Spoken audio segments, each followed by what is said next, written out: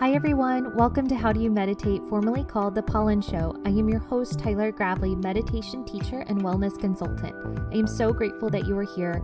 This podcast is all about making meditation easy for ordinary people like you and me. I believe that when we are seeking meditation, we are seeking a lifestyle change that builds our strength mentally and physically, helps us find acceptance, instills personal growth, and unlocks the possibilities waiting for us. You can expect to hear stories on how other ordinary people find wellness in meditation and incorporate it into their everyday life. You will hear something in each episode that helps spark the light in you to shift and take control of your own mind, laugh, cry, and transform the space within so that you can answer the question when asked, how do you meditate? Let's dive in. This episode is sponsored by Arbonne 30 Days to Healthy Living. The 30 Days to Healthy Living is a program that offers you an approachable plan to get you on track with good habits that can support long-term wellness. It's a holistic approach focusing on a routine of whole foods coupled with vegan protein shakes and select nutritional supplements. It's taken me years to find something without the chemicals in it that actually works. You can find more on my website at tylergravely.com.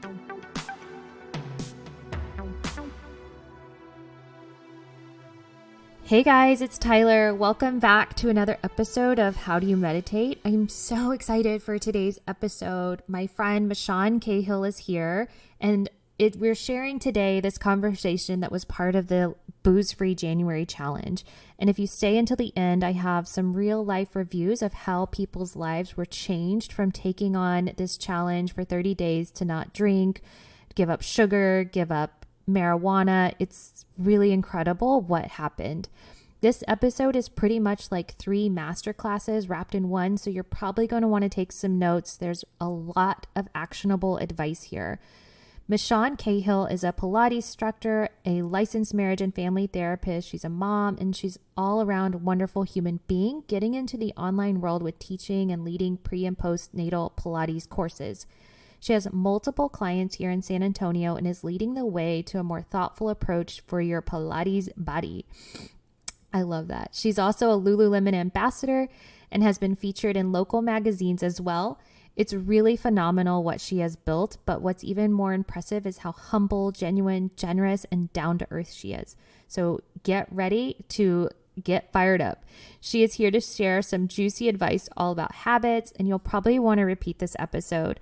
Side secret that I'm going to let you in on, Michon and I are partnering to build a retreat that helps you build healthy habits, helps clear your mind, and connects you to a bigger strength within yourself. So if you'd like to know more, you can check out the link at tylergravely.com. Without further ado, here is Michon. Thanks, Tyler. I am excited to be here. And you guys, I am so excited to share and talk about habits. Pretty much, you guys have all changed a habit in your life.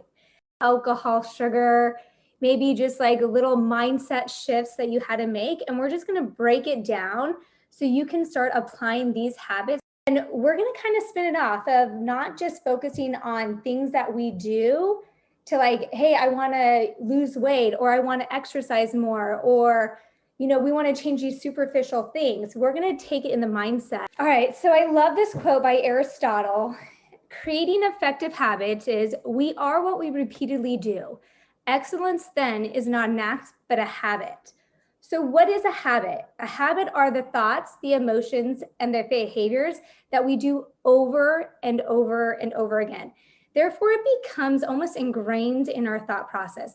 We don't even think about a lot of the habits that we already do on a daily basis, which our mind doesn't have to work overtime. And this is why it's so hard to break a habit. It's so hard to create a new habit, because we try to throw a new habit in there, and then our body and our mind or emotions, because of a trigger, goes back to our old ways, because that's already repetitive and it's already ingrained in us, that when we try to make that shift, we're like, oh, wait, this is a lot of work. Who wants to work hard, right? It's easier not to work at all. So we're going to look at the thoughts, behaviors, and emotions, and habits are mindless. This whole program we've been doing this past month has been a very mindful, thought-provoking process. I mean, when you want to go pick up that glass of wine, or if you want to go pick up that joint because you're feeling stressed, those are triggers, and those are habitual. Mental habits is what we're going to start with.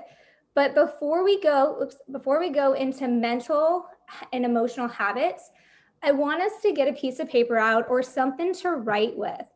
And the reason why is because oftentimes our brain works a million miles a minute. We can think things, we can feel things, but that's still somewhat mindless. When we put it on paper or say it aloud, it makes us accountable for what we are doing, what we're thinking, what we're feeling. And I've been working with a client that does mind tracking, and it has definitely helped her along her journey in figuring out, like, what am I doing over and over again, and how can I change it? We think about identity. What makes you you? Identity emerges from habits, and your experiences influence those habits, right? So think about your upbringing, think about where you're living right now, think about your situation that's starting to define you, whether you like it or not. So the questions up here are, what do you stand for or value? How does this behavior help you become the person you want to be? What do you believe? Does this habit define you? And what would that person I want to be look like, do, feel on a daily basis?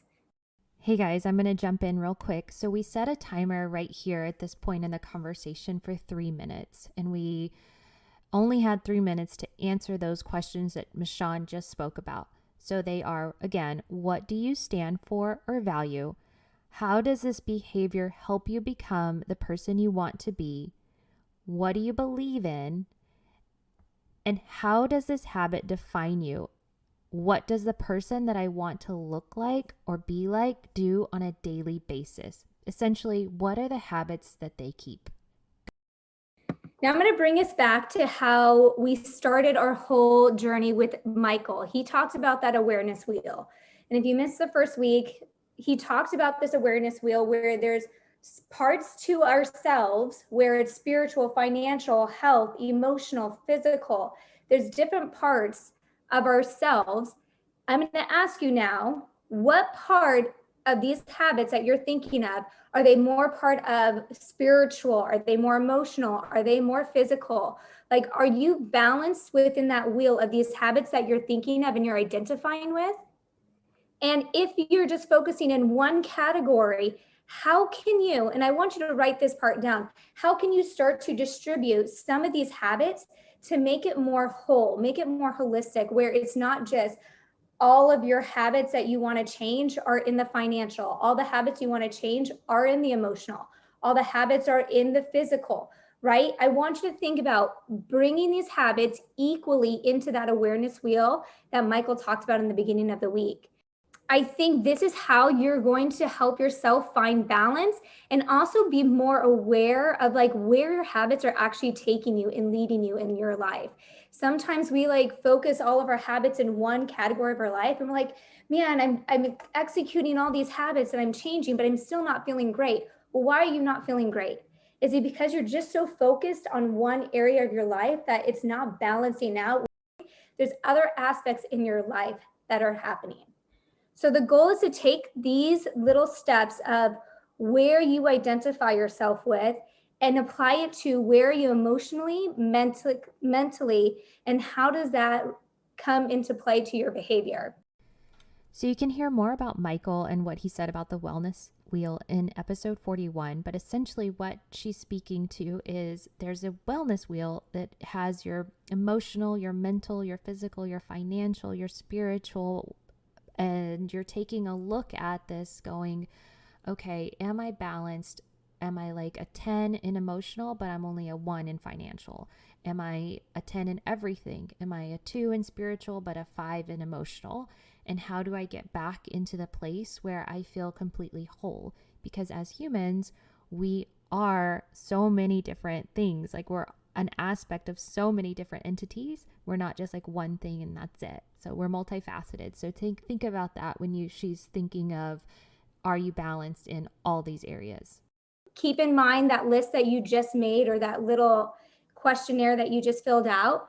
Make a list of 5 daily mental and emotional habits that you have. And then 3 habits you desire to have. So the 3 desired habits are like goals. Now, the biggest thing with goal setting, sometimes we fail or feel overwhelmed because we set that expectation and that bar so high that we're self-sabotaging ourselves because we're like, oh, well, this is my goal, but I'm never going to get there. So I'm just going to shut that part down anyway. So make it a manageable habit that you can execute within 3 to 5 days. Okay, so we took 1 minute here to write down a list of 5 daily mental habits or physical habits that we have and 3 that you desire. So 5 daily habits might be I brush my teeth, I drink coffee, I sit at my computer, I read the news, I meditate. And then 3 that you might desire, perhaps you want to incorporate a meditation, daily meditation, or calling a friend, or looking at Instagram in the morning, something to that effect that reaches you to a desired state that you would want to be in. And I'm just going to tell you a definition and explanation of a mental habit and an emotional habit. A mental habit could be something that creates an all or nothing thinking. It's black or white. It could be a habit of whatever you're doing and then you fail and you're like, I'm not good enough. It could be the story of comparing yourself to others. You see them doing something, you're like, oh, well, I can never do something that good. You overthink something. You think you can do something, then get overwhelmed because you don't know how to break it down. And so you're like, whatever, I give up. I'm not going to do it anymore. These are mental habits. You make excuses. You catastrophize the future. You're always seeking for approval. You're doubting yourself or putting yourself down. Those are some areas of a mental habit of how we react to some things. Some emotional habits. Emotional habits really an unconsciously training yourself to respond to triggers. Have you ever responded to a trigger without even thinking about like why you're responding the way you're responding? Someone says something you don't like and you just automatically respond. Like you're not listening to understand, you're listening to respond. That's an emotional cue. That's an emotional trigger. That's the emotional habit that's been ingrained with you. So when we talk about PTSD, this is going to be really difficult because you have been so ingrained that there's part of the brains that are shutting down.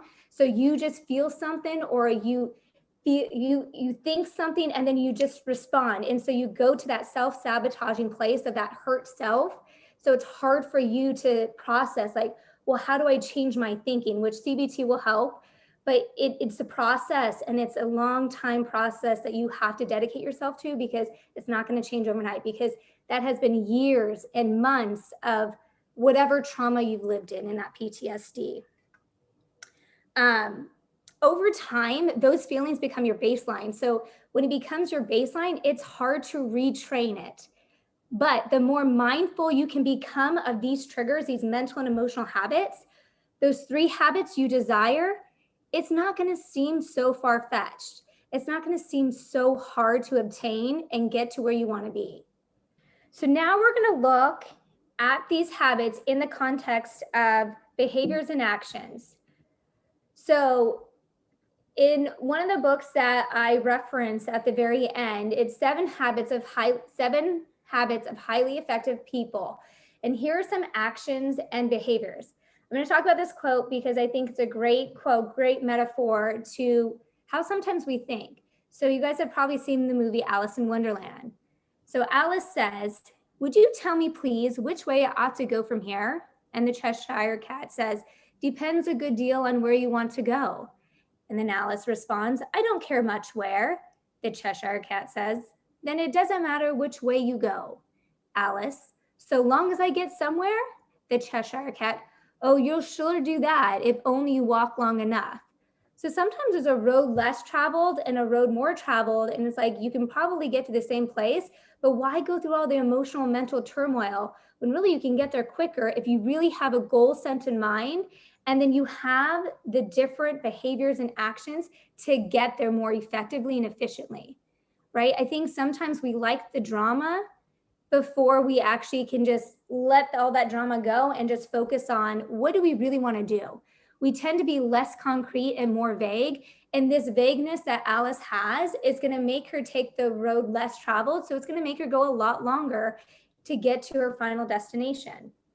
So in this book, the first habit that's going to help you is to be proactive.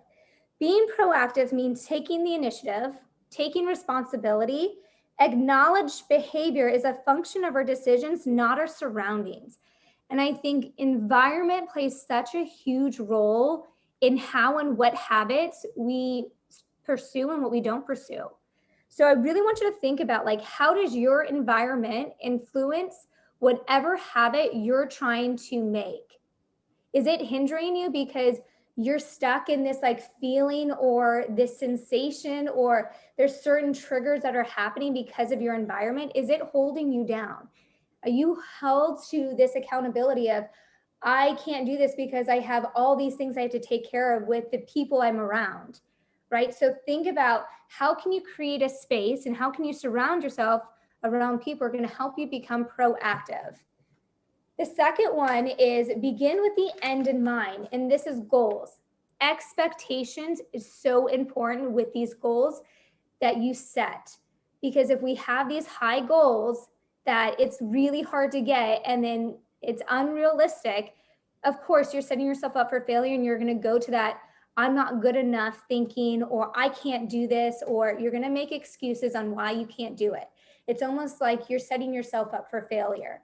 So when you think about this, look within the context of what you're trying to get done and try to break it down. Think about the process of how you're going to get there. I think it's easy to think about, here's my goal, and we don't think about how many steps or how we're going to get to that place. We just want to skip through those steps and get to the end product, right? So much easier that way. So identify an agenda and have a mission statement, and really narrow in on the influences in your life. Because if you focus on who influences you, those are part of our triggers. Those are part of our cues that we respond to. The third one is put things first, prioritize. So I want you guys to pick one habit that you wrote down, okay? And I want you to prioritize how you're going to get to that habit. 4 to 5 steps of how you're going to get there. And in those steps, I want you guys to be very specific, have concrete steps. So like at such and such time, I'm going to do X, Y, and Z. Then after I get X, Y, and Z done, the next day I'm going to do X, Y, and Z. Okay. So be like very specific on how you're going to get there with that habit. So take a moment right now to think about those 3 steps that you wrote down or thought about if you're driving, and what would it look like or take for you to have that become a habit. So my friend Angela, this is a great example. She wants to write a book. And in order for her to write that book, she has to sit down and write every day. And she hired a writing coach in order to get that book done. She realized it's not going to happen in a day. So I've got to take little baby steps each and every day. If you want more peace in your life, meditating once isn't going to solve the problem. So how do you incorporate a meditation practice, a consistent one at that, whether it's becoming more mindful, washing the dishes because that's all you have time for, or taking a walk, or if you want to exercise, can you lay your clothes out the night before? Anything that would inspire you to make it happen. There are so many times where we approach a situation where we just shut down. We're like, okay, I don't know where to go from here. We don't feel like we have support, and so we shut down. So when we feel like there's no winning in a situation, think of it as an opportunity. This is a situation where it's given you a chance to build something new. If our habit is to shut down when we don't know what to do, or to shut down when we don't like a feeling or a thought, then I want you to say, you know what? No, let's change our narrative. Let's change our language around it and be like, this is an opportunity for me to try something different. How can I respond differently? I don't like tomatoes, but tomatoes are in everything I buy. So I'm going to try to find something that doesn't have tomatoes in it, or I'm going to take the tomatoes out and maybe see if I can taste something different aside from tomatoes, because I hate tomatoes, right? So think opportunity for something you don't like. And think adaptability. We take for granted when we learn to adapt, but adaptability is probably one of the biggest things if you can do in life. You can get through anything. How you perceive it, how you adapt is how you're going to live your life. The next one is seek to understand, then to be understood. We talked about this prior. You know, I want you to take a moment when you're listening to someone before you just respond to them. It's reflective listening. So set, like a partner is upset with their partner for not listening. You make them, the partner who is talking, talk to the partner, and the partner who's listening has to respond of what they heard. They have to reflect what they heard. And that way that person feels understood. Versus I feel like sometimes we talk with people and we see something that we identify with or we don't like, and we respond off that emotion or that thought. Again, going back to those emotions or thoughts, these are automatic triggers that we don't even think about that can be hindering us to becoming what we want or put into a situation that we desire. The last two is synergy and sharpen the saw. So synergy is, again, perspective, looking at situations from a different viewpoint. And then sharpen the saw is really taking care of yourself and being aware. The power is actually within all of you. The more aware you're becoming, I mean, we've all talked about our experiences in the beginning of our session today of how this program has helped us. Well, think about how it's helped you and how it's going to help you if you continue doing similar things, you know, and how is it helping you? Why is it helping you? Because sometimes if we can understand our whys, we understand a purpose, and we're all looking for a purpose, right? That's why we want to change our habits. That's why we do these programs to help us understand and learn and be better. Now, the laws of a habit, and in behavior analysis, we call them feedback loops. And I'm going to teach you good habits, bad habits. So the easiest way to think about it, if you look at the bottom rectangle, there's a cue, which is also a trigger, a routine, and a reward. Okay, so we all have a trigger, right? We all have a cue. Like you see a commercial and then all of a sudden you walk to your kitchen and you grab something to eat because you were triggered and you're like, oh, now I'm thinking about food. And the reward is you get something tasty in your mouth. Okay, that's a cue. Routine. Routine is really the behavior, and the reward is, or the consequence is something that you get from it. Okay, so you want to be aware of what the cues are, what your behavior or routine is, and what is the reward. So take that habit, one or two of those habits, and I want you to break it down. What is the cue or the trigger for you? What was the routine or the behavior that you did? And what was the consequence or the reward that you got from it? And keep thinking. I'm just going to help you out with some of these. So the cue, craving, response, reward is the same thing. They just added a craving. And this is from the Atomic Habits book, which I referenced at the very end. Great book. But it talks about the craving as being something that's like a want. So the cue is what stimulates it, the cravings, the wanting, the response is how do you react to it, the behavior, and the reward is the consequence or what did you gain from it.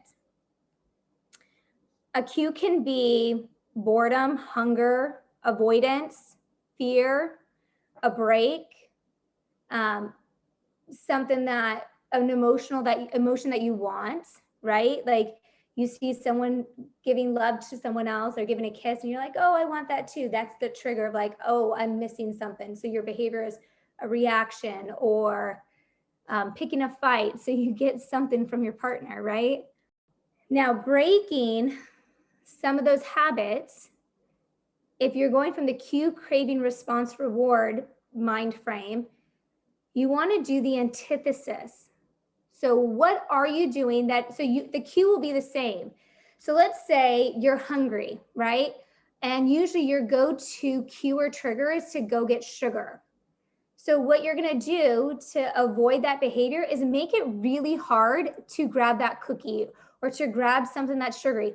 Or better yet, when you're at the grocery store, have that list so you have no room to buy anything sugary, even if it looks good in the grocery store, right? Because that's where it begins. You don't even bring it into the house. You make it harder to obtain. You make it hard to get to.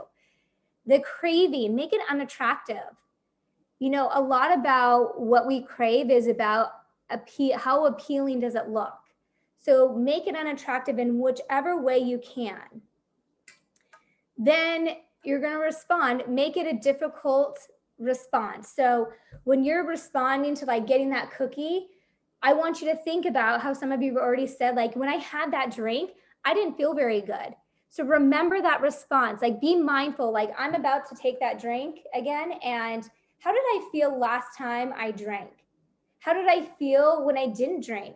Because again, our mindless habits are what drive us oftentimes. So this is bringing you back to mindful behavior, mindful habits.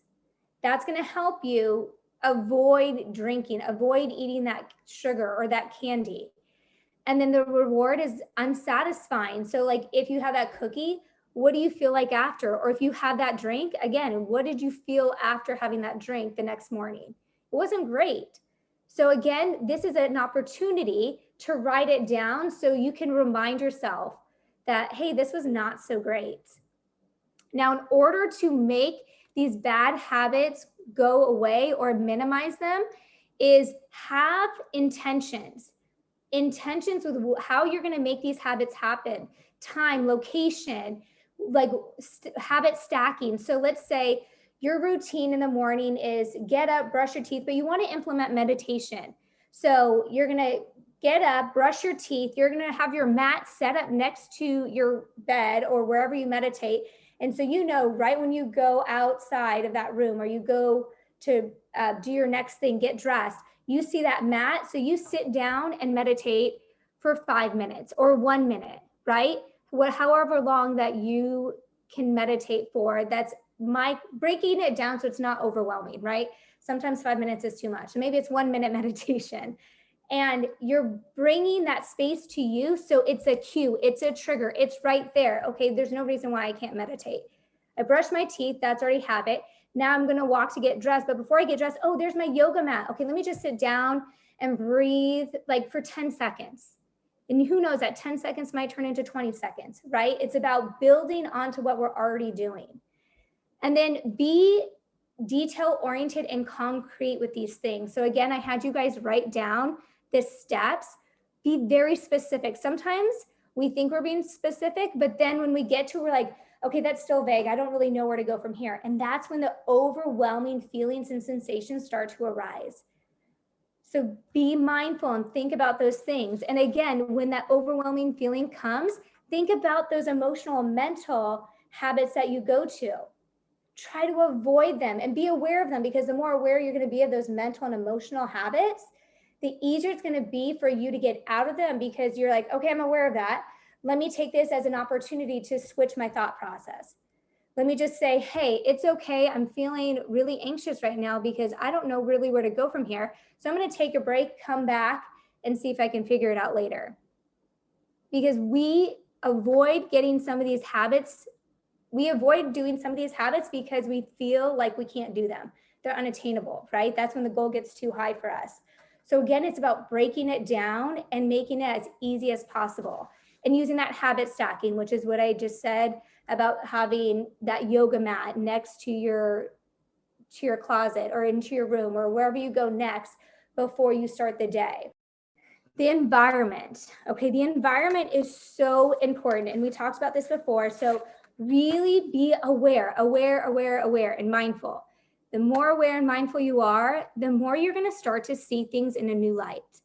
The framework of a routine depends on habits, routine. What do we do over and over and over again?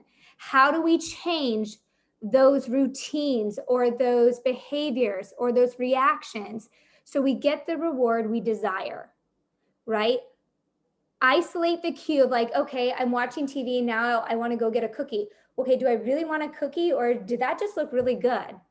You know, and I'm thirsty. You know, there's something going on.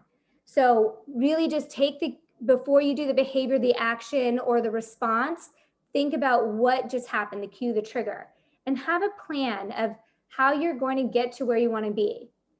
The environment is so important because we don't realize that some of these triggers are really the things around us. You guys ever heard about like feng shui? You know how sometimes you switch your room around and then you're like, wow, this room feels so much better. The energy feels better in the room. Or you're in a room with someone with great energy, and now you're associating this environment as a positive experience. And then you go to another room and it's like nothing different, but there's someone with bad energy. You're like, okay, now I'm associating this environment as negative, and I can't get out of this mental frame because this energy in here is bad. So really be aware of who's around you, how they're influencing you, and maybe what. Maybe it could be an item in your room that brings back a memory or brings up these thoughts or emotions, and we're not even realizing them. And then we're like, okay, well, now I can't do all this stuff because now my mind and emotions are going this way. And I don't know why my mood changed, but it changed. Think about what's in your room. Who's in your room? What are your associations with those items or with those people? The lighting in your room, the color of your room, the senses around you can trigger things. So it doesn't have to be a tangible thing that could be a trigger or a cue. That's the tricky part. So the more aware and the more mindful you become, the better you're going to be able to associate these triggers, good or bad, and change them into a desirable way. Community and influence. So what we have here is great. We have people that are helping us stay accountable. We have people we can talk to be vulnerable with. It's so important that whomever is in your close group of friends, you make sure they are the people, the energy, the influence that you desire to have. It's so easy this day and age to have people suck the life out of you. And then you're like, why don't I have self-compassion? We don't think about it ourselves because we're so busy giving it to everyone else, and we don't understand why we feel the way we feel. It's because, well, that trigger is like we've given everything we wanted for ourselves to other people, and they just take and take and take. Or like family members, right? That's a great example. We love our family, but sometimes they are unbearable and we don't set those boundaries. So it is so important. Your community, your support system is the biggest thing that is going to help you build into these habits, because there's going to be times where you're going to fail. There are going to be times where you don't know what to do. And instead of just shutting down or saying, I can't do it, talk to someone or have that support system, like the Facebook chat. Type it in the chat room, be like, hey guys, I've been trying to like change this habit and I keep getting stuck. Why are we getting stuck? Okay, well, let's break it down. Sometimes we just need help and perspective to break it down. Small changes every day can make long-term habits stick. Let's look at systems versus goals. So again, I talked about this already. We like to set goals and like, how do we get there? What's the process? So I had you guys write down 3 to 4 steps. Think of those, and it's put most of your energy in those steps of how you're breaking it down. Goals are the end results. Systems are the process. If you can execute the systems, the process along the way is going to be challenging, but that's where the support comes in. That's where the environment comes in. And that's where you're going to make long-lasting changes. The last one is your identity.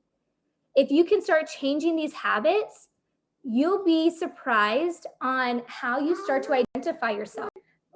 If you start to think about, okay, I identify myself with all of the things in my financial wheel. That's how you're going to see yourself, like whether it's successful or non-successful. But what happens if that's taken away from you? Then who are you, right? How many times have you seen people or heard people identify themselves with what they do, their work? So the moment you take that job, and COVID did this to us, right? So many of us, COVID took away people's jobs, and then people were depressed, anxious, and sad. And now they're like, oh my God, who am I? What am I living for? So we don't want to put all of our eggs in one basket of that awareness wheel. Let's try to find the sums of our whole. We have so many aspects and parts of ourselves that you want to distribute these habits, these thoughts, these emotions evenly. And if you're getting overwhelmed in one compartment, let's say you're really stressed out in the area of emotional, like you are just depleted emotionally. Okay, let's start thinking about spiritual. Let's start thinking about financial, right? Let's start thinking about other aspects of our lives. Right now, let's take a nice deep breath in. Hold it at the top and exhale it out, nice and easy.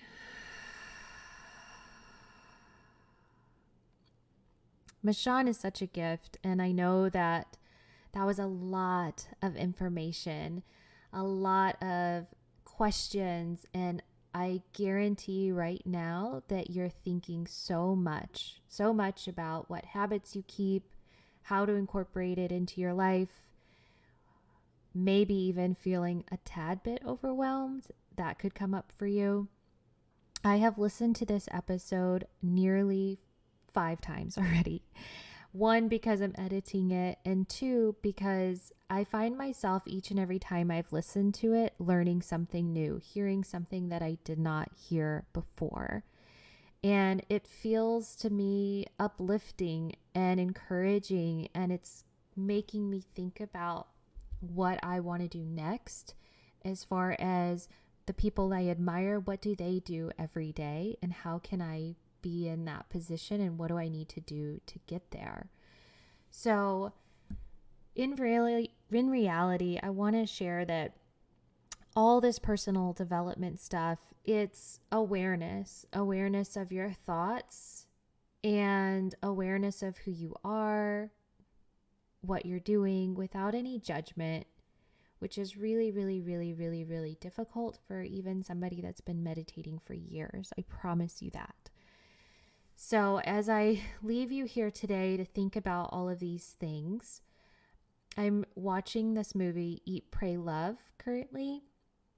And it's when Liz Gilbert goes to India and she's at the meditation retreat and she's meditating. And then the guy from Texas is there. And he says something to her like, "You have control issues, huh?" And she's like, "Oh, you can tell?" And he's like, "What if you gave up that control and let God in? What if you gave that up and you were just able to let God in? Your brain would expand and you have the capacity to love the entire world." And I want to leave you with that. If you could just give up anything, something that you identify with, and bring in something new, and you let God come in, you let the universe come in, what would happen? And promise you I'm doing this work with you. So stay tuned for the reviews, and I love you all so much, and I'll see you next week. Thank you for this, Miss Tyler. This was a really cool run. Yay, I'm glad you were here. Me too. Thank you so much for this, Tyler. I just think that this has put in me in a much healthier mindset, and I hope you keep going, Tyler. I just think this was such a great idea and a way to get out there and share like what we have to offer and giftings and talents to help, spread the idea of the wellness and the inner work that really matters. Thank you. This was great. This was great. Tyler, this is amazing. I can't even tell you. I think I've had an excuse for every time I've wanted to stop drinking, some event occurred. And this month I quit my job. I started a new job. I had a friend's birthday party. The Capitol thing happened. Like all these crazy things happened that I would normally have had at least a glass of wine and probably more every time. And I just dealt with it, and it's been really amazing so far. So amazing is my word. I have a lot of words, but that's my word. And thank you.